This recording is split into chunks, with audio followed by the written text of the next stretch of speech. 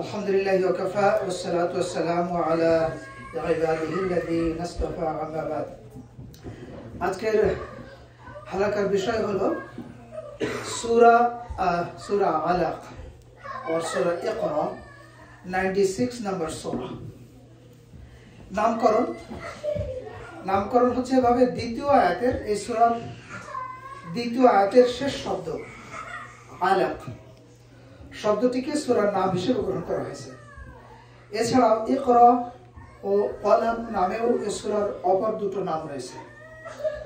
যেহেতু ইকরা আছে, তারপরে কলম শব্দটা আছে, কলম যেটা আমরা বলি, এই শব্দটা এই সূরার মধ্যে আছে। এজন্য এই সূরাটা মূলত তিনটি নামে প্রসিদ্ধ, তবে আলাক নামে বেশি পরিচিত।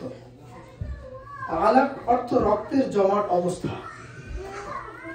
রক্ত যখন জমাট বাঁধে একটা বিশেষ অবস্থায়, সেটা আমরা জানবো একটু পরে, সেই জমাটবদ্ধ রক্তকে বলে আলাক বা ঘনীভূত অবস্থা। রক্তটা যখন ঘন হয়, এটি মানুষ সৃষ্টির মূল উপাদান। আদম আলাইহিস সালামকে আল্লাহ সৃষ্টি করেছেন বিশেষভাবে, মাটি, শুধুমাত্র মাটি দিয়ে, তার বিশেষ পদ্ধতিতে। কিন্তু এরপরে পরবর্তীতে মানব সৃষ্টির যে সিলসিলা, সেটা আল্লাহ তাআলা চালু করেছেন এই আলাকের মাধ্যমে, শুক্রাণু, জমাটবদ্ধ শুক্রর মাধ্যমে। নাজিলের সময় ও আলোচ্য বিষয়, কখন সূরাটা নাজিল হয় এবং এর আলোচ্য বিষয়টা কি। এ সূরা মক্কায় অবতীর্ণ হয়েছে। মক্কার নিকটে হেরা পর্বতের গুহায় এ সূরার প্রথম 5টি আয়াত নাজিল হয়। নাজিলের মাধ্যমে ওয়াহি বা রিভিলেশন টু মুহাম্মদ রাসূলুল্লাহ সাল্লাল্লাহু আলাইহি ওয়াসাল্লাম has begun. He started receiving the revelation from Allah subhanahu wa ta'ala with these 5 verses of the 5 primary verses of this surah.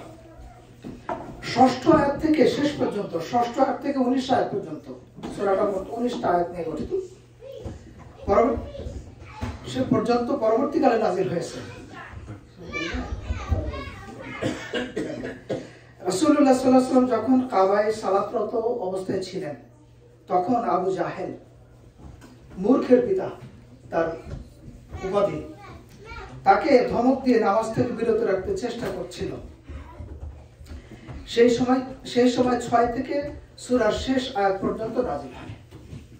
এই সূরায় মূলত 3টি বিষয় তুলে ধরা হয়েছে। আমরা যদি সামারাইজ করে, the basic teaching of this surah is মানব সৃষ্টির রহস্য, মানুষের সৃষ্টি কেমন, তার সৃষ্টি উপাদান কি, এটা মানুষের অজানা বিষয় সম্পর্কে জ্ঞান দান, অর্থাৎ জ্ঞানের মাধ্যমে মানুষকে আল্লাহ তাআলা সম্মানিত করেছেন। ফেরেশতাদের সেজদাতে আমানোর আগে আল্লাহ রাব্বুল আলামিন আদম আলাইহিস সালামকে পৃথিবীর সমস্ত কিছুর নাম শিক্ষা দিয়েছিলেন। ফেরেশতাদের জিজ্ঞাসা করলেন, তারা পারল না, আদম আলাইহিস সালাম পারলেন। এরপরে সেজদা দাওয়ালেন। আল্লাহ তাআলা আমাদেরকে জ্ঞানে সমৃদ্ধ করেছেন, জ্ঞানে সম্মানিত করেছেন। সেই জন্যই মানুষকে সৃষ্টির সেরা হিসেবে পরিগণিত করা হয়, বলা হয়। এখন সূরাটার টেক্সট হলো, জাস্ট রিডিং করে আমি সরল অর্থ বলি, এরপরে টুকরো টুকরো ব্যাখ্যায় যাব আমরা। আউযু বিল্লাহি মিনাশ শাইতানির রাজিম, বিসমিল্লাহির রহমানির রহিম। ইকরা বিসমি রাব্বিকাল্লাযী খালাক, খালাকাল ইনসানা মিন আলাক, ইকরা ওয়া রাব্বুকাল আকরাম, আল্লাযী আল্লামা বিল কলম, আল্লামাল ইনসানা মা লাম ইয়ালাম। এই পর্যন্ত প্রথম রিভিলেশন রাসূল সাল্লাল্লাহু আলাইহি ওয়াসাল্লাম পেয়েছেন।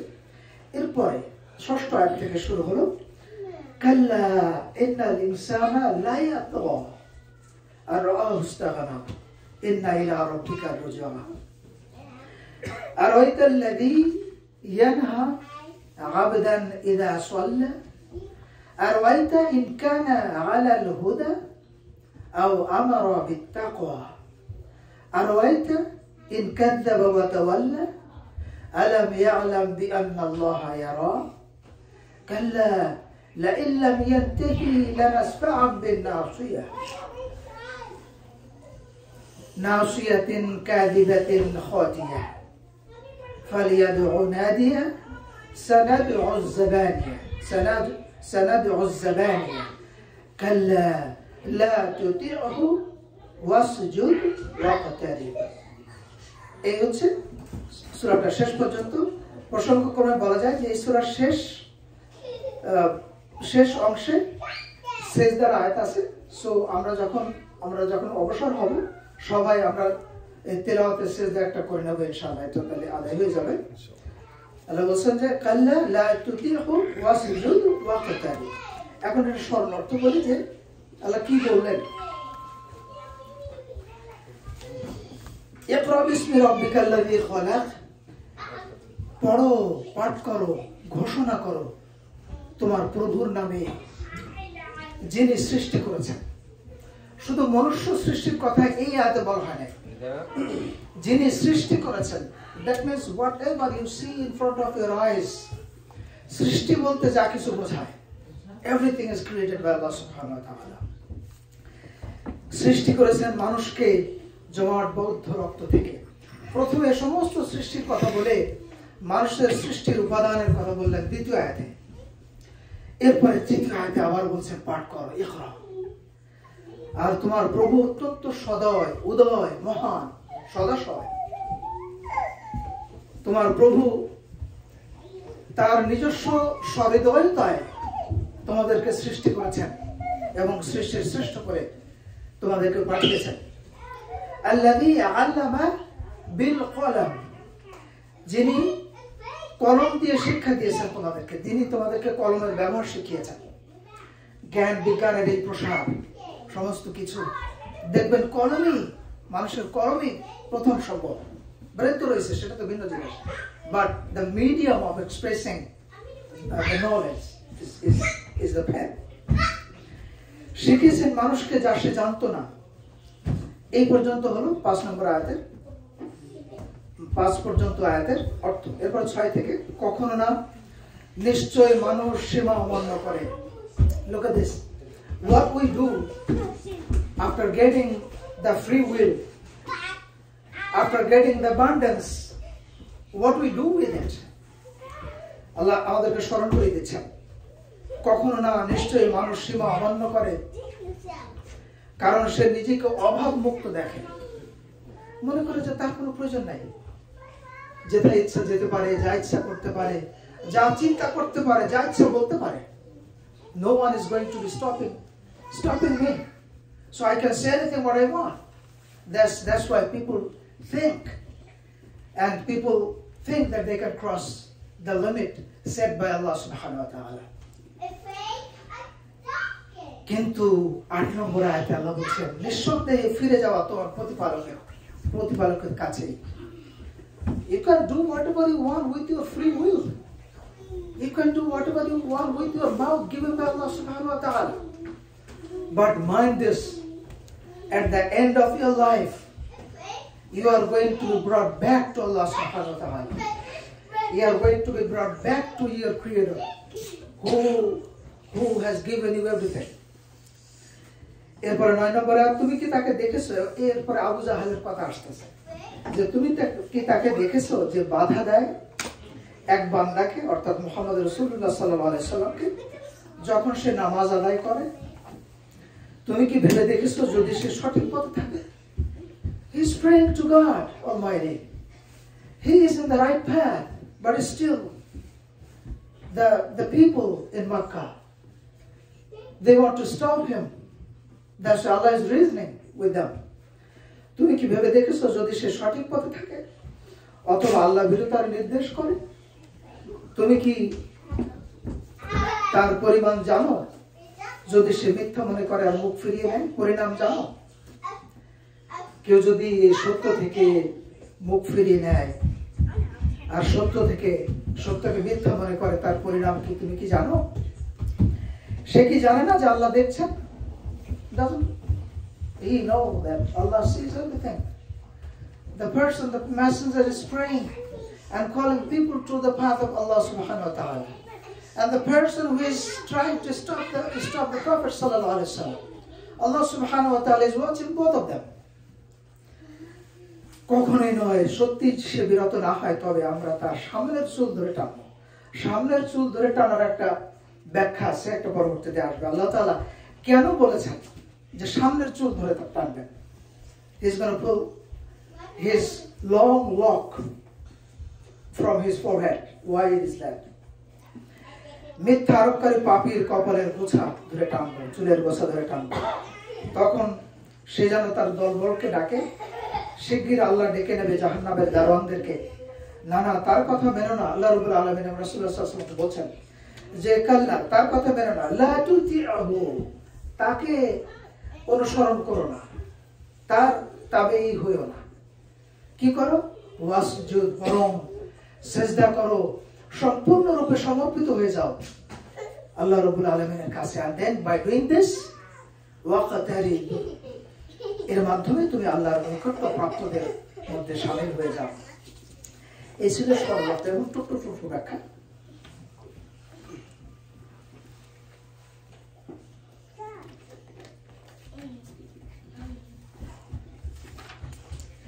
ইকরা শব্দের অর্থ পড়ো, রিড, ডিক্লেয়ার, ঘোষণা করো, আবৃত্তি করো বা পাঠ করো। We can say all of this. এটা আদেশ সূচক কথা। It's like Allah subhanahu wa ta'ala is warning Rasulullah sallallahu alaihi wasallam through him to all human beings. এ থেকে বোঝা যায় যে জিবরাইল আলাইহিস সালাম ওয়াহির কথাগুলো লিখিত আকারে রাসূলুল্লাহ সাল্লাল্লাহু আলাইহি ওয়াসাল্লামের সামনে তুলে ধরেছিলেন। This is the one kind of explanation. We don't know for 100%. তাই লিখিত জিনিসে পড়তে বলেছেন, কারণ জিবরাইল আলাইহিস সালামের কথার অর্থ যদি এই হয় যে আমি যেভাবে বলছি, যা বলছি সেভাবে বলো বা তাই বলুন, তাহলে নবী সাল্লাল্লাহু আলাইহি ওয়াসাল্লামকে এই কথা বলতে হতো না যে আমি পড়তে জানি না। এটা এক ধরনের ব্যাখ্যা। কিন্তু একটা হাদিসে এসেছে যে রাসূলুল্লাহ সাল্লাল্লাহু আলাইহি ওয়াসাল্লাম বলেছেন যে আমাকে বললো যে ইকরা, পড়ো, তা আমি বললাম পড়তে জানি না। আপনারা হয়তো জানেন এই জিনিসটা। তখন জিবরাইল আলাইহিস সালাম রাসূলুল্লাহ সাল্লাল্লাহু আলাইহি ওয়াসাল্লামকে জড়িয়ে ধরলেন, খুব আলিঙ্গন করলেন খুব শক্তভাবে, এবং রাসূলুল্লাহ সাল্লাল্লাহু আলাইহি ওয়াসাল্লাম খুবই কষ্ট পেলেন তার আলিঙ্গনে, তার জড়িয়ে ধরার কারণে। এবার এভাবে 3 বার হলো, 3 বার বললেন যে আমি পড়তে জানি না। এরপরে হাদিসের শেষ অংশে লেখা যে এরপরে জিবরাইল আলাইহিস সালাম পড়া শুরু করলেন, ইকরা বিসমি রাব্বিকাল্লাযী খালাক, খালাকাল ইনসানা মিন আলাক, ইকরা রাব্বুকাল আকরাম আল্লাযী আল্লামা বিল কলম আল্লামাল ইনসানা মা লাম ইয়ালাম। তো এই 5টি আয়াত নিয়ে রাসূলুল্লাহ সাল্লাল্লাহু আলাইহি ওয়াসাল্লাম আসলেন, বাড়ি ফিরে আসলেন, সে অন্য কাহিনী। আমরা এরপরে মিন আলাক, আল্লাহ রাব্বুল আলামিন, আমরা একটু শিক্ষার দিকে এমফাসিস করছি। ওই কাহিনীটার বদলে এর ভিতরে যে শিক্ষাগুলো আছে, যে শব্দাংশগুলো জানলে আমাদের সূরাটার অন্তর্নিহিত অর্থ বুঝতে সুবিধা হবে। মিন আলাক, রক্তপিণ্ড থেকে সৃষ্টি করেছেন। আলাক সাধারণভাবে সবকিছু সৃষ্টির কথা বলা, সবকিছু সৃষ্টি করার কথা বলার পরে এখানে মানুষ সৃষ্টির প্রাথমিক অবস্থার উল্লেখ করেছেন। শুক্র মায়ের গর্ভে স্থান লাভ করার পর, পুরুষের শুক্রটা যখন মায়ের গর্ভে স্থিতি লাভ করে, স্থান পায়, এরপরে এটা রক্তে পরিবর্তিত হয়। সৃষ্টি, the very beginning stage of human creation, human baby. পরে সেই রক্ত ঘন হয়ে যে অবস্থার সৃষ্টি হয়, ওইটাই আলাক দ্বারা রক্তের সেই জমাট বাঁধা অবস্থাকে বোঝানো হয়েছে। তারপর তা গোশতের আকৃতি ধারণ করে এবং পর্যায়ক্রমে পূর্ণাঙ্গ মানব শিশুর আকৃতি পায়। আল্লামা বিল কলম, আল্লাহ কেন বলেন যে কলমের মাধ্যমে তোমাদেরকে শিক্ষা দিয়েছি? আল্লামা, শিখিয়েছি, বিল কলম। আমরা বলি না বিসমিল্লাহির রহমানির রহিম, with the name of Allah. So বিল কলম, উইথ দ্য পেন। অর্থাৎ তিনি মানুষকে শুধু জ্ঞান ও বিবেকবান করে সৃষ্টি করেননি, জ্ঞান দিয়েছেন, বিবেক দিয়েছেন, ভালো মন্দের পার্থক্য বুঝবার সক্ষমতা দিয়েছেন, যেটা জিন ছাড়া অন্য কোনো প্রাণীর নেই। এটা দেওয়ার ফলে তিনি মানুষকে শুধু জ্ঞান ও বিবেকবান করেই সৃষ্টি করেননি, কলম ব্যবহারের সাহায্যে লেখার কৌশল শিখিয়েছেন। আমরা বাস্তব জীবনে দেখি জ্ঞান বিজ্ঞানের প্রচার প্রসার, তারপরে সময় পরম্পরায় জ্ঞানের উত্তরাধিকার এবং সংরক্ষণ ও উন্নয়ন এবং ইতিহাস সংরক্ষণ ইত্যাদির মাধ্যম হলো অ্যাকচুয়ালি কলম। আজকে আমরা যদি বলি যে কলম তো আমরা তেমন ব্যবহার করি না, কম্পিউটার কিবোর্ড ব্যবহার করি, but that's the another version of pen. You are writing on it with it. If you press a button, if you press A and your screen is saying A as well, so it's like another version, another upliftment of pen. এখনো পর্যন্ত বড় বড় দলিল বা কোন ল যখন জারি হয়, প্রেসিডেন্ট বা কোন পদস্থ কর্মকর্তা তিনি কলম দিয়ে কিন্তু স্বাক্ষরটা করেন। মালাম ইয়ালাম শিখিয়েছেন মানুষকে যা সে জানতো না। আল্লাহ বলছেন যা সে জানতো না। সূরা আলাকের প্রথম শব্দ ইকরা থেকে মালাম ইয়ালাম পর্যন্ত এই 5টি আয়াতে প্রথম হিসেবে রাসূলুল্লাহ সাল্লাল্লাহু আলাইহি ওয়াসাল্লামের কাছে নাযিল হয়েছে আমরা জেনেছি। পঞ্চম আয়াতে বলা হয়েছে মানুষ আসলে ছিল জ্ঞানহীন। যা কিছু জ্ঞান সে লাভ করেছে তা আল্লাহই তাকে দান করেছেন। তিনি যে পর্যায়ে যতটুকু জ্ঞান দান করতে চেয়েছেন ততটুকুই মানুষ অর্জন করতে পেরেছে, কারণ তার জ্ঞান থেকে যতটুকু তিনি দান করতে চান তার বেশি কেউ লাভ করতে পারে না। আমরা আয়াতুল কুরসিতে জানি ওয়ালা ইউহিতুনা বিশাইয়্যিন মিন ইলমিহি ইল্লা বিমা শা। Look at this. ওয়ালা ইউহিতুনা বিশাইয়্যিন মিন ইলমিহি, তার ইলমের শাইয়্যিন কিছু মাত্র অংশ কেউ নিতে পারে না, ইল্লা ছাড়া, ইল্লা বিমা শা, whatever he wants to give. আল্লাহর এই বিশাল জ্ঞানরাজ্য থেকে মানুষ আমরা অনেক সময় অনেককে উপাধি দেই যে সে জ্ঞানের সমুদ্র, এই সেই বলে থাকি আমরা। অবশ্যই মানুষ অজস্র জ্ঞান অর্জন করেছে, কিন্তু whatever knowledge whatever wisdom human being has acquired is like a drop of an ocean, and the ocean of knowledge is still left to be discovered, and we just grasped only a drop of it from the ocean of knowledge. দ্বিতীয় অংশ নাজিলের উপলক্ষ 6 নম্বর আয়াত থেকে। It is interesting but very dramatic beginning আছে এটার নাজিলের পেছনে। ইবনে আব্বাস রাদিয়াল্লাহু তাআলা থেকে বর্ণিত বলা হয়েছে রাসূলুল্লাহ সাল্লাল্লাহু আলাইহি ওয়াসাল্লাম মাকাম ইব্রাহিমে সালাত আদায় করছিলেন। আবু জাহেল সেখানে গেল এবং বলল, মুহাম্মদ সাল্লাল্লাহু আলাইহি ওয়াসাল্লাম, আমি কি তোমাকে এটা করতে নিষেধ করিনি? নামাজ পড়তে নিষেধ করছে। তখন এরপর সে নবী সাল্লাল্লাহু আলাইহি ওয়াসাল্লামকে ধমক দিতে শুরু করে। উত্তরে নবী সাল্লাল্লাহু আলাইহি ওয়াসাল্লাম তাকে তীব্র ভাষায় ধিক্কার দেন। তখন সে বলল, হে মুহাম্মদ সাল্লাল্লাহু আলাইহি ওয়াসাল্লাম, তুমি কিসের বলে আমাকে ভয় দেখাও?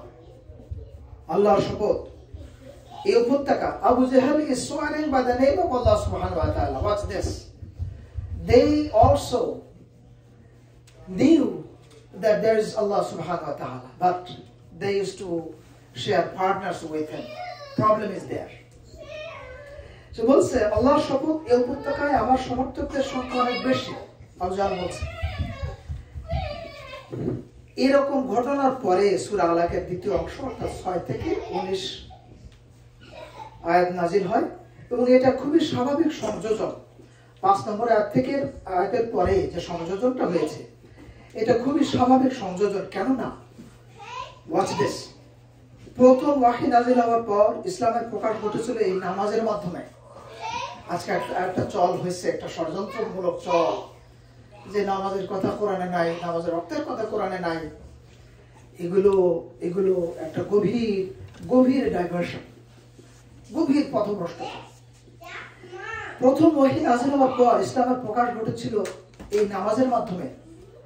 অবিশ্বাসী কাফির বা মুশরিকদের সঙ্গে তার দ্বন্দ্ব, রাসূল সাল্লাল্লাহু আলাইহি ওয়াসাল্লাম দ্বন্দ্ব সংঘর্ষ এই নামাজের কারণে শুরু হয়েছিল। এরপর ব্যাখ্যা 6 থেকে 19 ব্যাখ্যা। মানুষ যখন জীবন লাভ করে ও ইচ্ছার স্বাধীনতা পায়, actually like we heard in the beginning, যখন মানুষ ইচ্ছার স্বাধীনতা পায়, যা ইচ্ছা তাই করতে পারে, নিজেকে অভাব মুক্ত, স্বয়ং সম্পূর্ণ এবং পরনির্ভরশীল মুক্ত দেখতে পায়, তখন তার অহংকার এবং স্রষ্টা দ্রোহিতা এবং আল্লাহ অবাধ্যতায় লিপ্ত হয়ে পড়ে মানুষ। যখন মানুষ মনে করে যে আমার তাকে ধরতে হবে কেন, আমি কারো ধারি নাকি, কথাটা বলি না মনে হয় ওই রকম, যখন মানুষ মনে করে যে তার কারো প্রয়োজন নাই বা সে নিজেই সবকিছু করতে পারে, তখনই আল্লাহ অবাধ্যতায় সে লিপ্ত হয় মানুষ। অথচ উচিত ছিল কি যে আল্লাহকে ভয় করে চলা, কারণ আজ হোক কাল হোক তাদেরকে একদিন আল্লাহর কাছে ফিরে যেতেই হবে। এবং এই যে অস্তিত্বের ঐশ্বর্য, এই যে অস্তিত্ব পাওয়ার পরে আমাদের জীবন ভোগের যে উপকরণ, সমস্ত কিছু যে আল্লাহ রাব্বুল আলামিন দিলেন, সেই আল্লাহ রাব্বুল আলামিনের কাছে আরো শুকর গুজার হওয়ার পরিবর্তে মানুষ স্বাধীনতা পেয়ে তার অবাধ্যতায় লিপ্ত হয়ে পড়ে। আব্দুল্লাহ একটা হাদিস আছে, আব্দুল্লাহ রাদিয়াল্লাহু আনহু বলেছেন, 2 লোভী ব্যক্তি যাদের পেট কখনো ভরে না, 2 লোভী ব্যক্তি যাদের পেট কখনো ভরে না। এক রকমের ব্যক্তি আছে আলিম, যাদের জ্ঞান আছে, আর ধরনের লোক আছে দুনিয়াদার। এই দুজনের মধ্যে রয়েছে দুস্তর ব্যবধান, পার্থক্য রয়েছে। আলিম ব্যক্তির আল্লাহর সন্তুষ্টি বৃদ্ধি পেতে থাকে, আলিম ব্যক্তির ক্ষেত্রে আল্লাহর সন্তুষ্টি বৃদ্ধি পেতে থাকে। আর দুনিয়াদারের বৃদ্ধি পায় অবাধ্যতা। যার জ্ঞান আছে প্রকৃত জ্ঞান এবং সেই জ্ঞানকে কাজে লাগায়, সেই জ্ঞানী আল্লাহর সন্তুষ্টি বৃদ্ধির দিকে নিজেকে সমৃদ্ধ করে।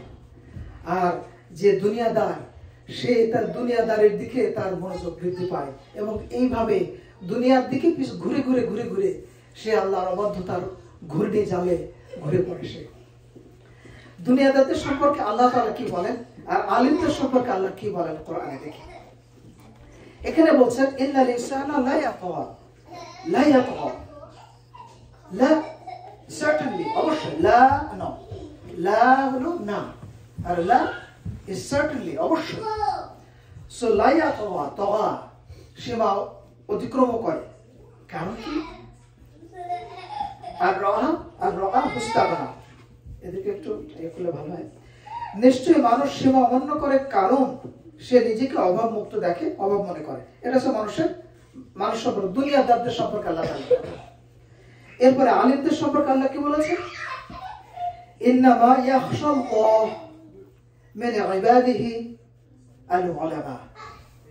আল্লাহ বলেন ইন্নামা ইয়াখশাল্লাহু মিন ইবাদিহি আল উলামা, নিশ্চয়ই আল্লাহকে ভয় করে থাকে তার বান্দাদের মধ্যে আলিম যারা, জ্ঞানবান যারা, সত্যিকার বিবেকপূর্ণ জ্ঞান যাদের রয়েছে, তারা আল্লাহকে ভয় করে। আয়াতটা আবার পড়ি, ইন্নামা ইয়াখশাল্লাহ, নিঃসন্দেহে আল্লাহ তাআলাকে ভয় করে চলে তারা, মিন ইবাদিহি, আল্লাহর বান্দাদের মধ্য থেকে। এভরিওয়ান ইজ আল্লাহর বান্দা, everyone, whether they admit it or not, it doesn't matter. আমাদের শরীরে যে প্রক্রিয়া আল্লাহ তাআলা সেট করে দিয়েছেন, একজন চরম নাস্তিক ব্যক্তিও আল্লাহর আইন মানতে বাধ্য। কিভাবে? সে যদি মনে করে যে আমি ঘুমাবো না 3 দিন, পারবে থাকতে? সে যদি মনে করে আমি 1 সপ্তাহ খাবো না, পারবে? কারণ আল্লাহ has set his body like that. Food is going to be necessity of his body to run his body. Sleeping is necessary to revive his energy. So, in another way, no one is going to be away from আল্লাহর বান্দা হওয়া থেকে কেউ দূরে যেতে পারবে না।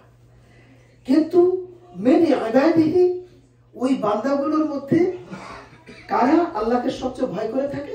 আল উলামা, যারা তাদের জ্ঞানরাজ্যে যে বিবেক দেওয়া হয়েছে সেটাকে ব্যবহার করে তারা। অন্য এক হাদিস আছে, রাসূলুল্লাহ সাল্লাল্লাহু আলাইহি ওয়াসাল্লামের হাদিস, মুক্তর দানা। রাসূলুল্লাহ সাল্লাল্লাহু আলাইহি ওয়াসাল্লাম বলছেন দুই লোভী ব্যক্তি তৃপ্ত হতে পারে না। Two kind of persons who are very greedy, they are never going to be satisfied. One person is ilm অন্বেষণকারী,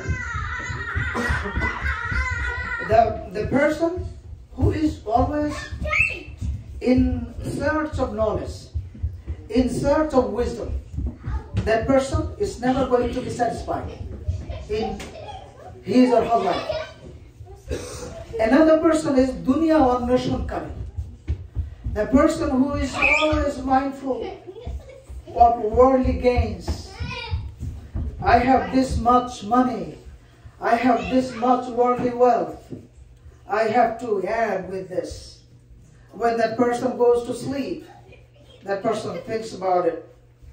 When that person wakes up, that person thinks about it, that how I can add some more in my worldly requirements, worldly requirements.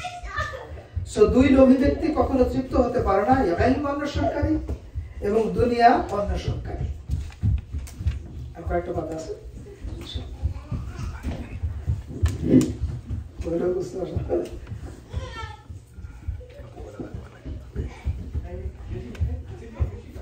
রাসূলুল্লাহ সাল্লাল্লাহু আলাইহি ওয়াসাল্লামের নামাজে বাধা দানকারীর পরিণতি কি? This is still relevant to our age and is still relevant, will be relevant till the day of time, কিয়ামত পর্যন্ত। যারা ইসলামের পথে বাধা দান করে, যারা নামাজ পড়তে বাধা দান করে, এখন एग्जांपल আছে, you can find it in even in our subcontinent, তাদের পরিণতি কি?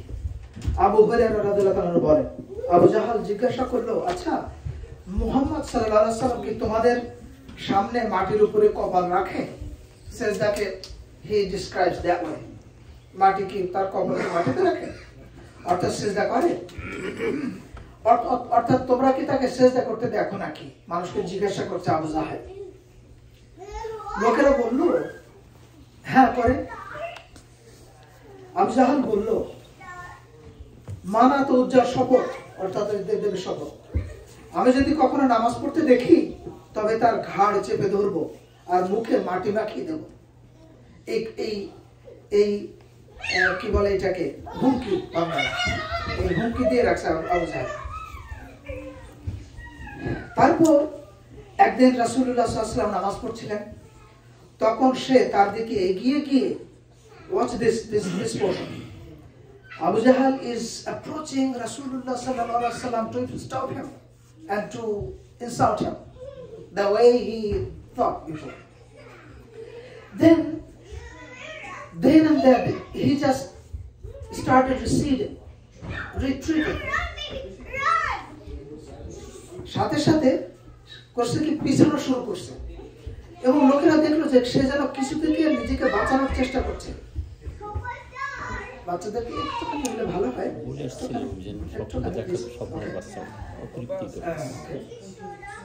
সো হলো কি, সে এগিয়ে গিয়ে সাথে সাথে আবার পিছিয়ে আসে আবু জাহেল। লোকেরা এর কারণ জানতে চাইল, তখন সে বলল, মুহাম্মদ সাল্লাল্লাহু আলাইহি ওয়াসাল্লাম, ও আমার মাঝখানে একটি আগুনের গর্ত, what he saw, what made him to come back, to retreat and to refrain from doing whatever he intended to do. একটি আগুনের গর্ত, ফেরেশতার পালক এবং আরো ভয়ানক কি যেন দেখতে পেলাম। পরে রাসূলুল্লাহ সাল্লাল্লাহু আলাইহি ওয়াসাল্লাম বললেন, পরে রাসূলুল্লাহ সাল্লাল্লাহু আলাইহি ওয়াসাল্লাম বলেছেন যে সে আমার কাছে এলে ফেরেশতারা তখনই তাকে ছিঁড়ে ফেলবে। Direct effect could be affected him. ওই অবস্থায় যদি রাসূলুল্লাহ সাল্লাল্লাহু আলাইহি ওয়াসাল্লাম অপমান করত। আচ্ছা, এই সূরার মধ্যেই আরেকটা আয়াত অংশ হলো,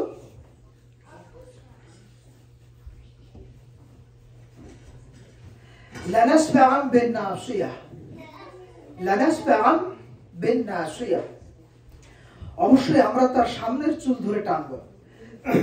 নাসিয়া শব্দ দ্বারা কপালের চুলগুচ্ছ বা চুলের গোছা, the top of the long lock of somebody's forehead. এবং কপাল দুটোই বোঝায়, কপাল অথবা কপালের সামনে যে চুলগুচ্ছ আছে এই দুটাকে বলে নাসিয়া। এখানে এর দ্বারা আবু জাহেল ও তার মতো চরিত্রের প্রত্যেক মন্দ ব্যক্তিকে বোঝানো হয়েছে। হাদিসে আছে বদরের প্রান্তরে নিহত আবু জাহেলের কপালের লম্বা চুল ধরে টেনে হিচড়ে তার লাশ রাসূলুল্লাহ সাল্লাল্লাহু আলাইহি ওয়াসাল্লামের কাছে নিয়ে যাওয়া হয়েছিল। He suffered even in his life on earth. এই সূরার যে বাণী আল্লাহ তাআলা দিয়েছিলেন ভবিষ্যৎবাণী, দুনিয়ার জীবনে তার সাথে এটা ঘটে গিয়েছে। আচ্ছা, আরেকটা শব্দাংশ আছে সানাদউজ জানিয়া। সানাদউজ জানিয়া, জাবানিয়া, সানাদউজ জাবানিয়া। জাবানিয়া হচ্ছে শব্দ দ্বারা পুলিশ বা লাঠিধারী পাইক পেয়াদা বোঝায়। যদি আমরা বলি যে জাবানিয়া, দ্যাট মিনস পুলিশ অথবা যা লাঠিধারী গার্ড যারা দেয় পাইক আইন শৃঙ্খলা রক্ষাকারী বাহিনী যারা, তাদেরকে বলে জাবানিয়া।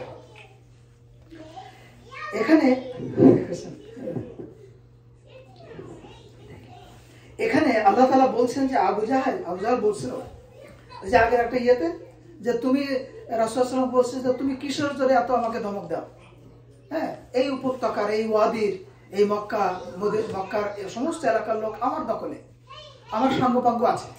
ওর জবাবে আল্লাহ এটা বলছেন, তবে সে তার সমর্থকদের ডেকে নিক, আমিও আমার বাহিনী অর্থাৎ শাস্তির ফেরেশতাদেরকে ডেকে নিই, তখন তার গর্ব কোথায় তা দেখা যাবে। প্রিয় ভাইরা, the very last verse, কাল্লা লা তুতিহু ওয়াসজুদ ওয়াকতারিব, এটা সংক্ষিপ্ত ব্যাখ্যা করে এবং সংক্ষিপ্ত শিক্ষা আছে। এরপরে আমরা দোয়া করব, এরপরে সম্মিলিত একটু আলোচনা হবে। আমার খালু বলবেন বা যারা আগ্রহী এই সূরাটার উপরে একটু আলোকপাত করা যায় ইনশাআল্লাহ। ওয়াসজুদ ওয়াকতারিব অর্থাৎ সাবধান এবং সতর্ক হন। কাল্লা, আল্লাহ বলছেন কাল্লা, কখনো না। whatever that person is saying, whatever that person is doing, ignore that and be aware. কেন?